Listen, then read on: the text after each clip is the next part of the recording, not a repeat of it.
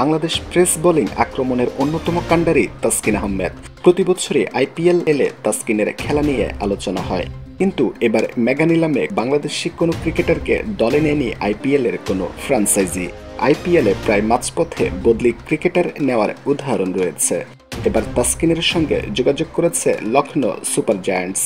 রাজধানীর এক হোটেলে আজ ভক্ত সমর্থকদের সঙ্গে ইফতার শেষে গণমাধ্যমকে তাসকিন বলেন, মেগা নিলামে কোনো বাংলাদেশি ক্রিকেটারকে নেয়নি আইপিএল এর ফ্র্যাঞ্চাইজিগুলো।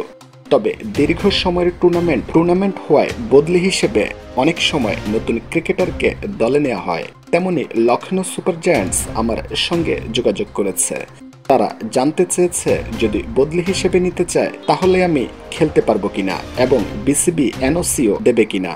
আমি তাদের জানিয়েছি আমাদের যদি সুযোগ আসে বিসিবির পক্ষ থেকে এনওসিও নিয়ে এবার কোনো সমস্যা হবে না। আপনার লখনৌ সুপার জায়ান্ট যেটা আপনার কাছে জানতে চেয়েছে যে আপনি আসলে কোনো ধরনের এনওসির বিষয়ে পরিষ্কার কোনো কিছু জানাতে পারেন কিনা তাদেরকে, মানে আলোচনাটা এখন ঠিক কোন জায়গাটায় আছে? আসলে জিনিসটা এটাই, ওদের টিমের যদি রিপ্লেসমেন্ট প্রয়োজন হয়, ফার্স্ট অফ অল ওদের তো নিজেদের প্রয়োজন হইতে হবে। যদি প্রয়োজন হয় তখন আল্লাহর রহমতে যদি ফিট থাকি সেক্ষেত্রে এনওসি যাওয়ার বিষয়টা। আর এনওসি কথা হয়েছে বোর্ডের সাথে, যদি আমরা একটু পিক